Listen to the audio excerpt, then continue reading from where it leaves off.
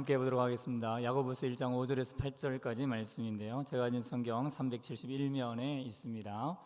야고보서 1장 5절에서 8절까지 우리 한 절씩 교독해서 봉독하겠습니다.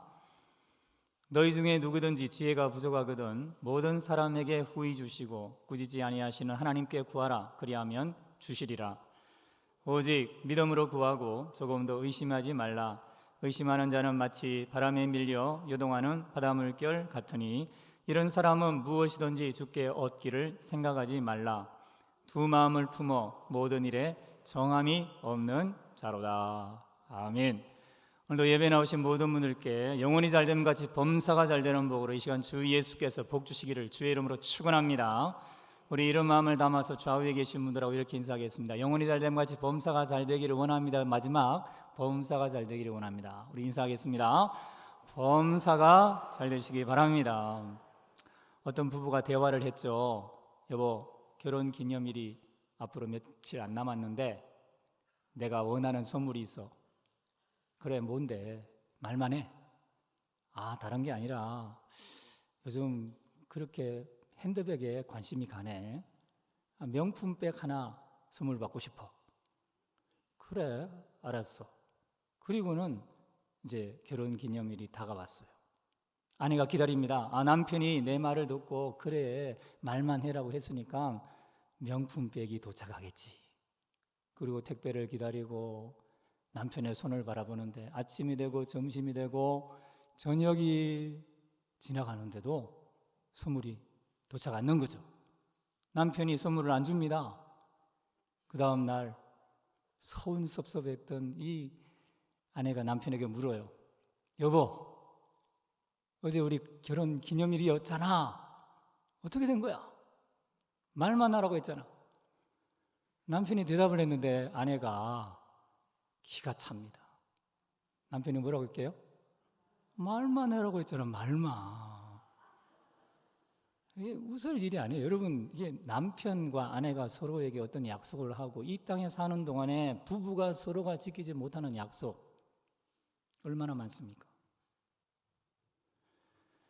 이 땅의 부부는요, 영원한 천국 부부 생활의 모형입니다. 신랑 되신 예수님이 신부인 성도를 영원한 천국에서 모든 기대, 모든 구하는 것에 만족을 주시는, 완벽한 만족을 바라보게 만드는, 그래서 가짜에게 좀 데이고 힘들어도 그 영원한 천국의 신랑 바라보게 만드는 제도로 주셨습니다.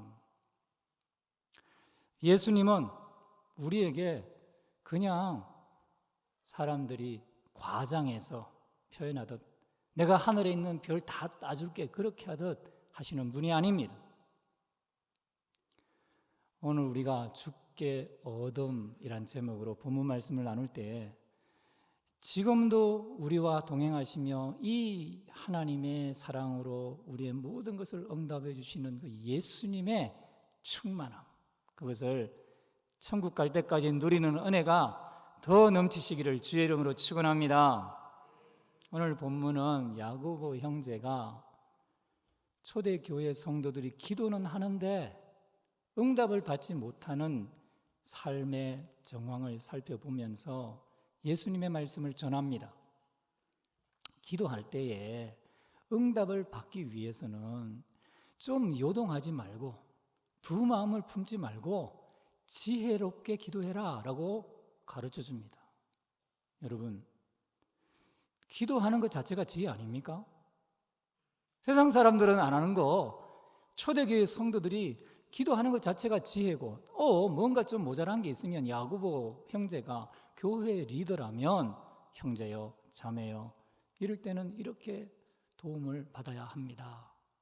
방법을 알려주고 경험을 이야기해주고 그렇게 해야 될 것 같은데, 여러분이 지금 기도 응답을 못 받는 것, 형제 자매가 기도 응답을 못 받는 이유는 지혜가 모자라는 것입니다. 이렇게 말하죠. 여러분, 도대체 인간이 마음이 이렇게 저렇게 흔들리지 않고, 그리고 마음이 두 갈래 세 갈래로 갈라지지 않고 오직 기도만 하고 있다. 그런 사람이 누가 있습니까? 어려운 현실, 절체절명의 위기의 순간이 예수님을 믿는다는 이유로 사방으로 흩어짐을 당하고 유태인들의 공격과 로마인들과 이방인들 가운데서 괴롭힘을 당하고 있는 이 현실 속에서 어떻게 상황과 처지를 보지 않고 기도만 하고 있습니까? 상황이 달라지면 그 상황에 따라서 내 기도 제목도 달라져야 될 것 같고, 그리고 내 마음도 다른 대안을 가지고 이 사람에게도 물어보고 저 사람에게도 물어보고, 그래서 플랜 A, 플랜 B, 플랜 C 안 될 경우를 생각해서 여러 가지 경우의 수를 가지고 있어야죠. 어떻게 한 마음으로만, 한 생각으로만 한 가지만 주구장창 기도하고 있단 말이죠.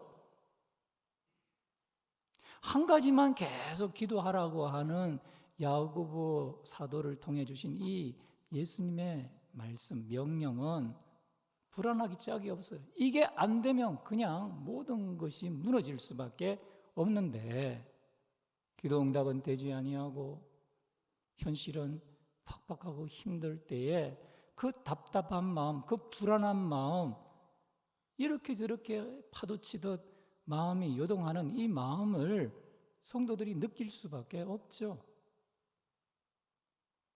현실은 위험천만한데 기도해라라고 하는 예수님의 말씀 붙잡고 마치 무너지지 않을 철벽을 향하여 주먹으로 때리는 것처럼 그렇게 불가능해 보이는 상황 속에서 계속 기도만 하는 것, 마치 허공에다 메아리를 소리치는 것처럼 소리는 크게 퍼져나가고 자꾸 공중을 향해 가지만 돌아오는 게 없는 것처럼 보일 때에 여러분, 이 초대교회 성도들이 얼마나 원망스럽고 하나님, 저는 돌아보지 않습니까? 라는 생각을 하게 되지 않겠어요?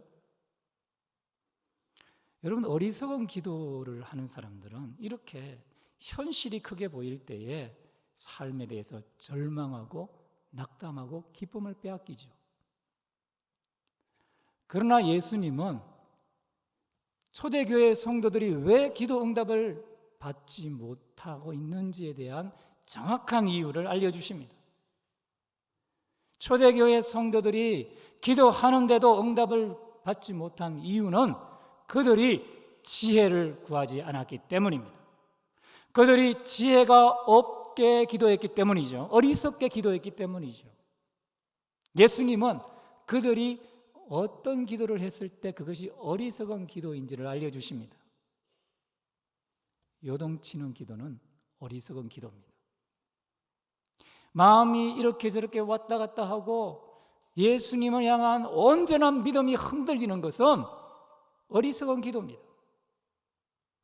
예수님은 스스로 자신을 초대교회 성도들에게 완전한 지혜로 알려주십니다. 나는 전능한 하나님이다. 나는 천지 만물을 창조하고 지금도 시기와 우연을 주관하는 살아있는 하나님이다. 나를 믿어라. 그들 속에 있는 의심, 내가 예수의 이름으로 전능하신 예수님 앞에, 전지하신 예수님 앞에, 영원자이신 예수님 앞에 기도하고 있는데도, 그럼에도 불구하고 내 기도가 혹시라도 응답되지 않으면 어떻게 하나? 누구든지 내 이름으로 구하면 내가 응답하리라 약속하신 그 예수님의 약속을 붙잡지 못하고 상황과 처지가 이렇게 저렇게 변개하고 요동치고 위험이 다가올 때에 주님만을 믿지 못했던 그 의심이 잘못되었다는 사실을 예수님이 초대교회 성도들의 마음에 깊이 불어넣어 주십니다. 나를 믿어라. 나는 죽은 신이 아니라 산자의 하나님, 부활하여 지금 온 세상을 통치하는 살아있는 전능자다. 나를 믿어라. 믿음을 불어넣어 주십니다. 예수님은 또한 그들에게 무엇이 어리석은 기도인지를 알려주셨는데 두 번째가 뭡니까? 두 마음이 어리석게 기도하는 마음으로 기도하는 것임을 알려주시죠. 예수님으로 가득 차야 할 마음, 전능자가 창조하여 새롭게 한 그 마음에 어느 순간 성도들이 세상을 바라보고 자기 욕망에 취해서 세상적, 마귀적, 정욕적 지혜가 가득 들어옵니다. 그래서 두 갈래, 세 갈래로 갈라진 마음으로 순결한 마음으로 예수님을 바라보며 기도하는 게 아니라 불결하고 더러운 마음, 오염된 마음, 지혜로운 마음이 아니라 어리석은 마음으로 기도하는 그들의 마음을 보여주십니다. 정결한 신부로 왕이신 예수님 앞에 아뢰고 그 안에 기쁨을 누리며 조금 더 부족함이 없이 채워주실 전능자를 바라보아야 할 텐데, 세상 사람들이 잘 사는 모습, 이방인들이, 로마인들이, 유태인들이 예수님을 따르지 않음에도 불구하고 핍박도 받지 아니하고 이 세상에서 지위를 차지하고 승승장구하며 그 자녀들이 잘 되는 땅의 기업을 받는 그런 모습을 보면서 마음이 빼앗기고 마음이 갈라지고 예수님을 향해 온전한 마음을 품지 못하는 그 마음을 예수님이 그들에게 보여주십니다. 그리고 그 안에 있는 두려움을 내어버리게 만드십니다. 불안해하는 마음, 답답해하는 마음을 예수님이 하나하나 기도할 때 지혜가, 예수님께서 주신 지혜가 임할 때 그 모든 어리석은 마음들, 어리석게 기도하는 것들을 다 제거하십니다. 예수님은요, 초대교회 성도들이 완전한 지혜이신 예수님을 구하는 자가 되어서 이 땅에 어떠한 부족함도 느끼지 아니하는 기쁨으로 가득하기를 원하시는 분입니다. 예수님은 초대교회 성도들이 어떠한 어려움 가운데서 절체절명의 위기 순간에도 마음이 요동치고 두 마음을 품었고 두려워 낙심할 수 없는 그런 상황에도 그들을 끌어올리셔서 예수님 한 분만을 바라보며 전능자의 도움을 받고 감사함으로 살아가게 만드시는 전능하신 예수님이십니다. 기도는 초대교회 성도들에게 지혜 자체이신 예수님을 붙잡게 만듭니다. 기도는 초대교회 성도들이 지금 왜 마음이 요동치고 있는지, 믿음이 흔들리는 이유가 무엇인지 깨닫게 하여 예수 지혜를 붙잡게 합니다. 기도는 초대교회 성도들이 왜 두 마음을 품고 예수님만으로 순결해야 될 그 마음이 더러워지고 추해지고, 그래서 주님이 다가오기 힘든 마음이 되었는지를 알려주어서 그 마음을 정결하게 만들고 예수 지혜를 붙잡게 만듭니다. 오늘 우리가 인생을 살면서 지난번까지 한 번도 경험해 보지 못한 위험한 순간이 다가왔을 때에 우리가 기도하면서 주님만 바라보는 것은 때로 어려울 수 있습니다.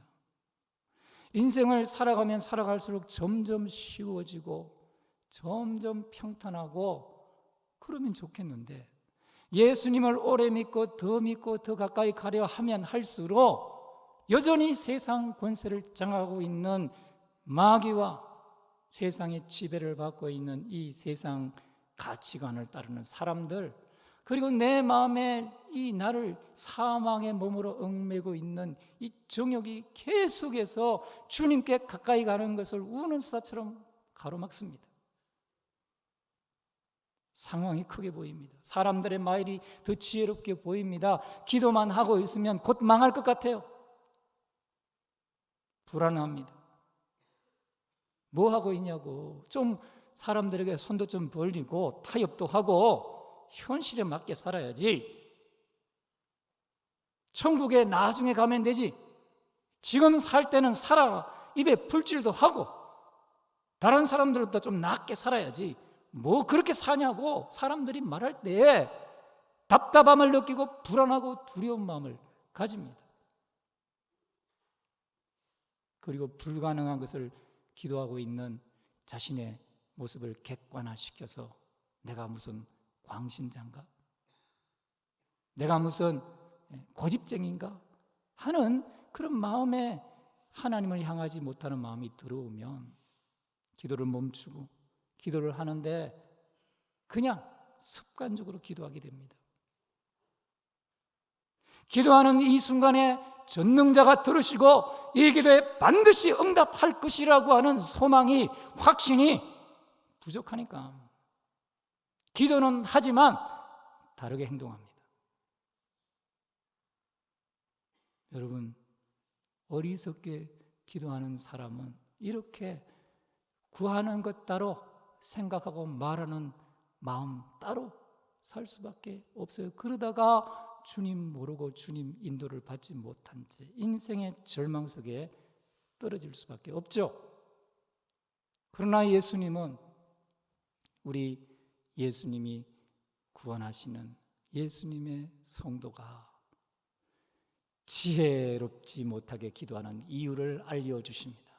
왜 기도의 응답을 받지 못하는지 예수님은 우리에게 분명하게 오늘도 이 말씀을 통해 우리에게 찾아와서 설명해 주시고, 우리가 기도할 때마다 예수님은 왜 기도 응답을 받지 못하는지에 대해서 성령으로 알려주십니다. 무엇이 어리석은 기도인지, 뭐가 모자란 기도인지를 예수님은 분명하게 설명하십니다.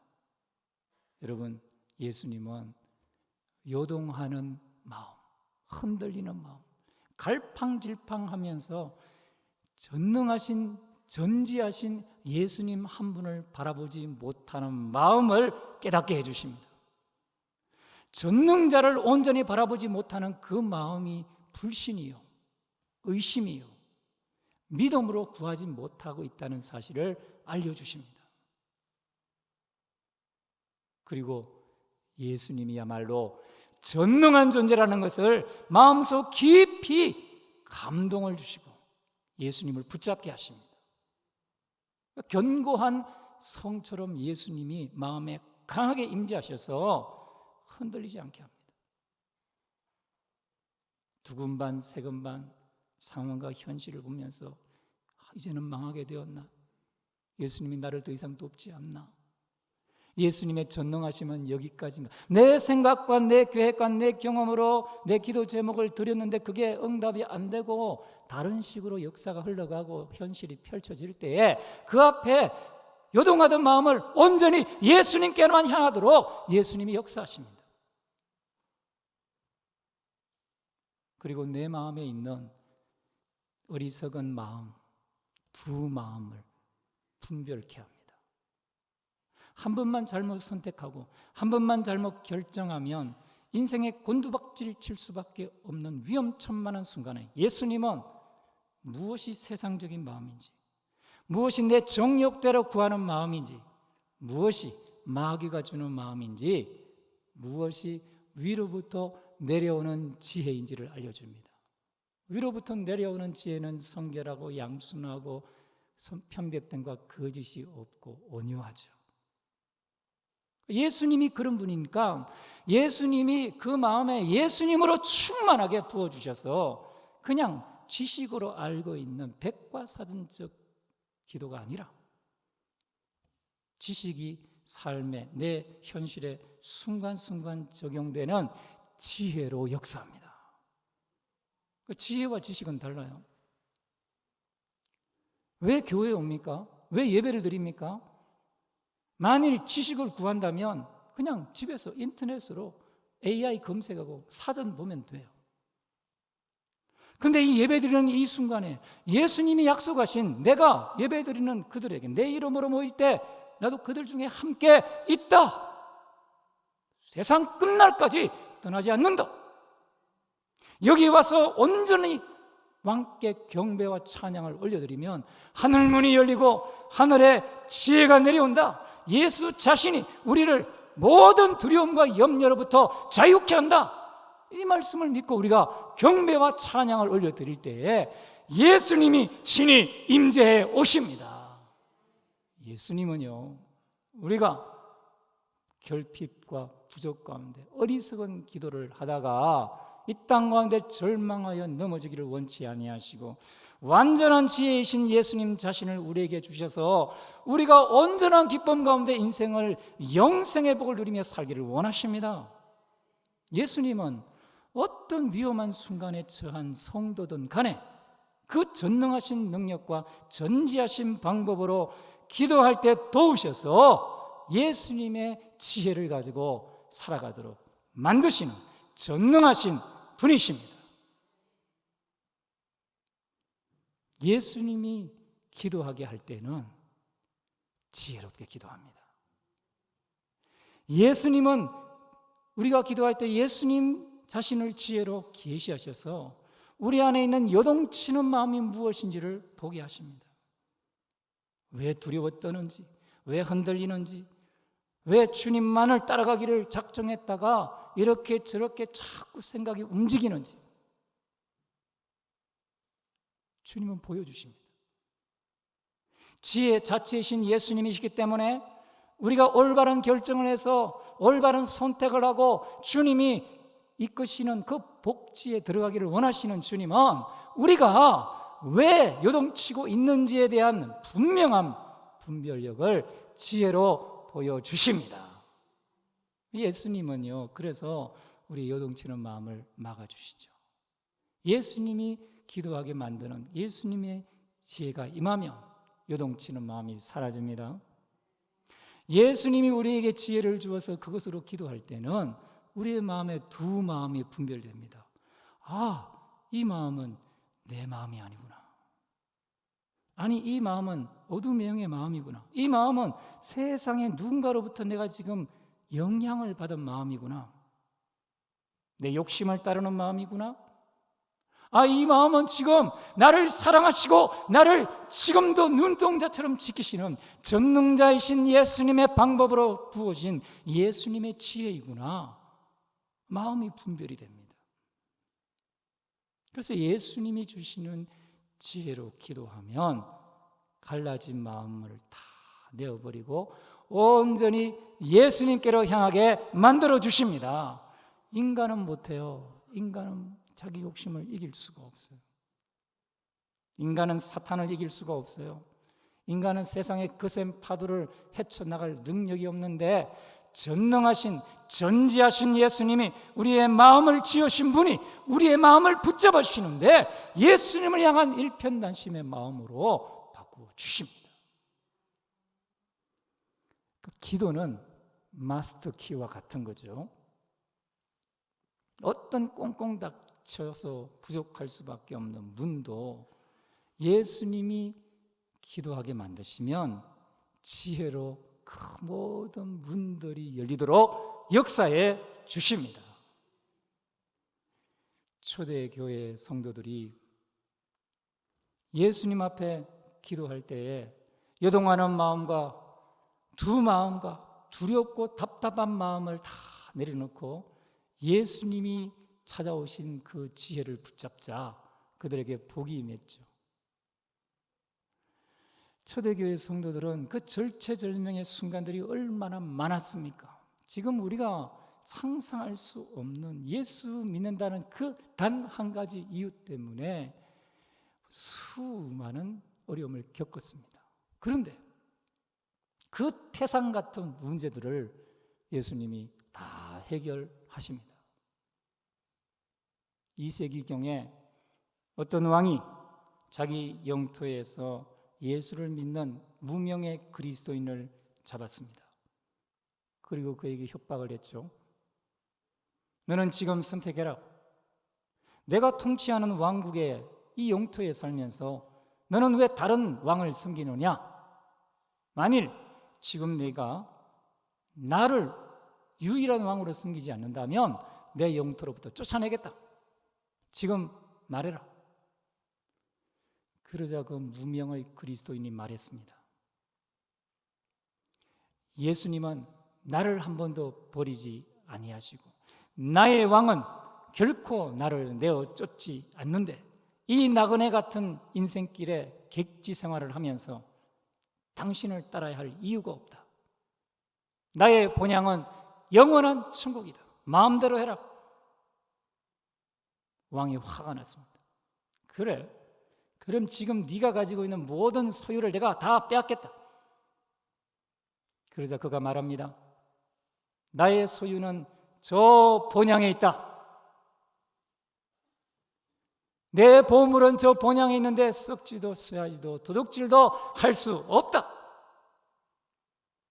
왕이 더 화가 나서 그래, 그럼 내가 너의 목숨을 지금 빼앗겠다.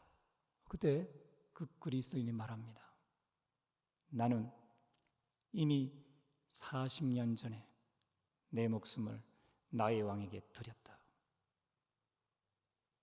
내가 지금 살아도 주를 위하여 살고 죽어도 주를 위하여 죽는 것뿐이다.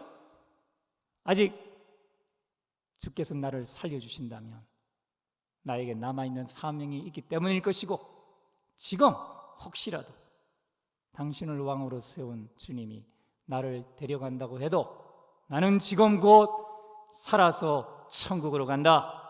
죽는 것처럼 보이지만 내 영혼은 부활하신 주님을 뵙는다.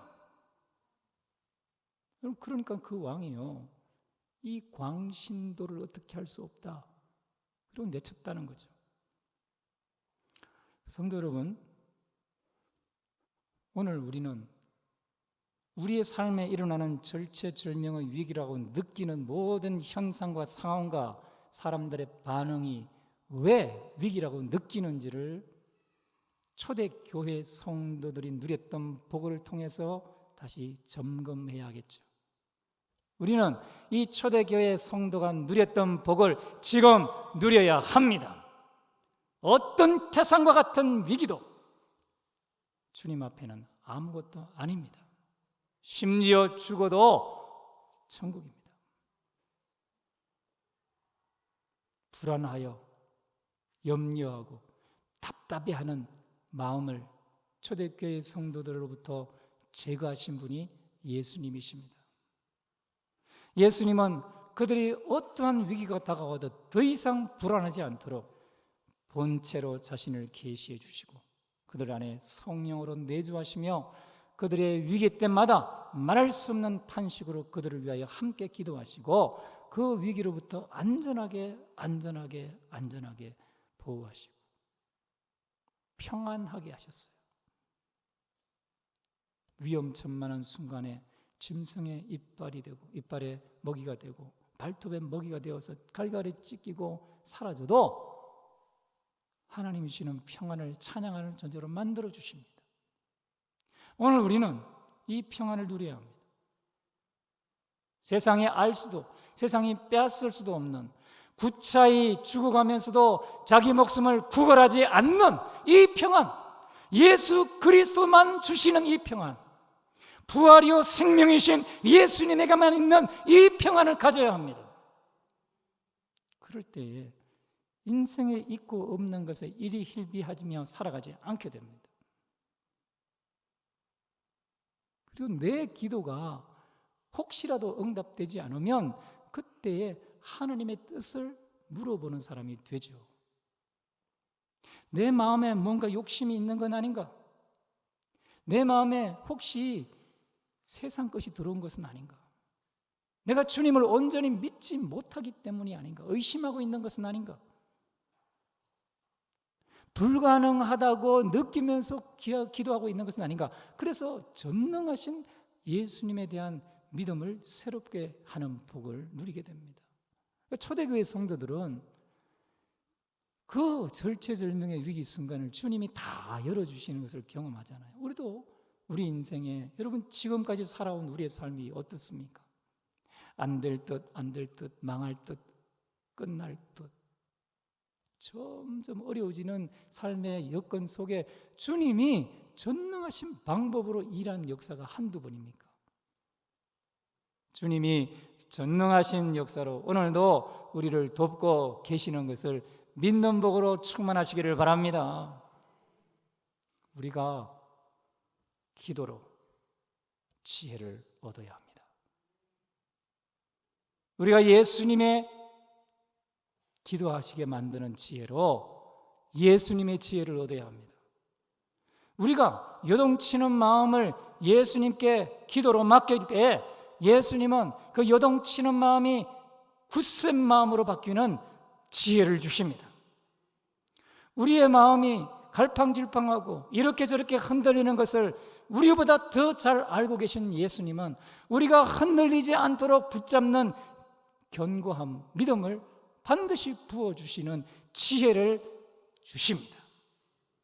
우리는 세상 사람들의 영향을 받을 수밖에 없고 내 욕심의 영향을 받을 수밖에 없고 마귀의 유혹에 힘없이 넘어질 수밖에 없는 연약한 존재라는 사실을 예수님 앞에 시인하며 기도할 때에 예수님이 우리의 마음을 한 마음으로 만들어 주십니다.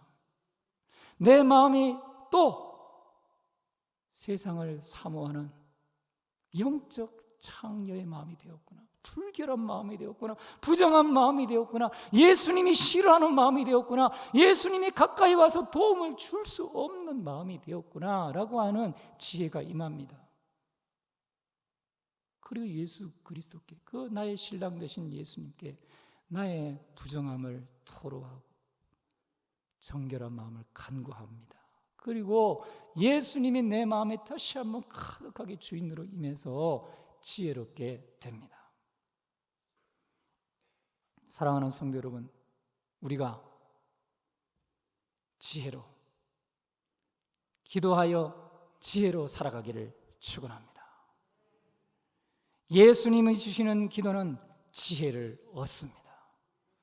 우리가 이 지혜를 얻기 위하여, 기도하여 지혜롭게 살기 위하여 말씀을 묵상해야 합니다.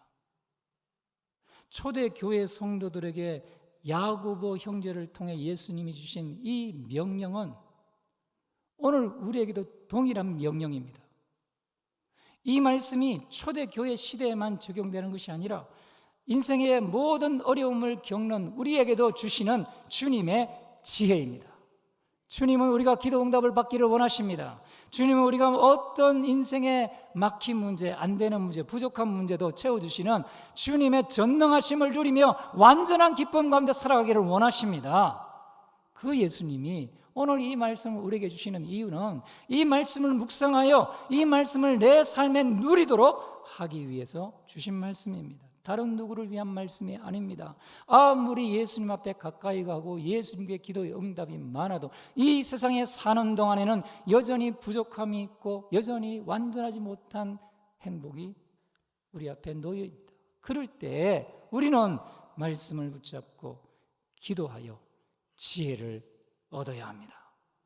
예수님은 이 지혜를, 말씀을 붙잡고 기도하는 사람에게 반드시 주십니다.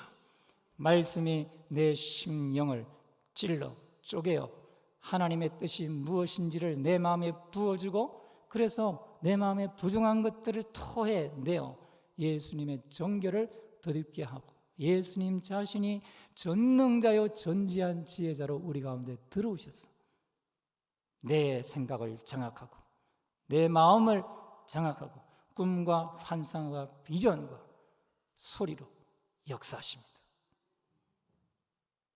마지막 날에 내가 말세 내 남정과 여종들에게 성령을 물붓듯이 부어준다. 자녀들은 예언하고 젊은이는 환상을 보고 늙은이는 꿈을 꾼다. 요엘 선지자가 약속했던 그 말씀이 오늘 이 마지막 때를 사는, 말세를 사는 우리 성도들에게 그대로 삶에 나타나는 역사를 순간순간 간증하여 오직 예수 그리스도께만 영광 돌릴 수 있도록 만들어 주십니다. 여러분, 우리에게 일어나는 모든 선한 역사는 오직 지혜의 근원 되시는 전능자요 전지하신 예수님의 역사입니다. 예수님이 오늘도 교회를 통치하시고 성도의 목자가 되어서 양무리를 인도하시며 푸른 수정 쉴만한 물가로 인도해 가고 계십니다.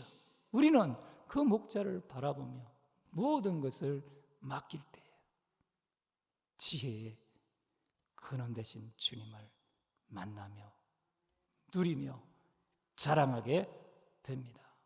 말씀 묵상에 힘쓰시기를 바랍니다. 기도하겠습니다.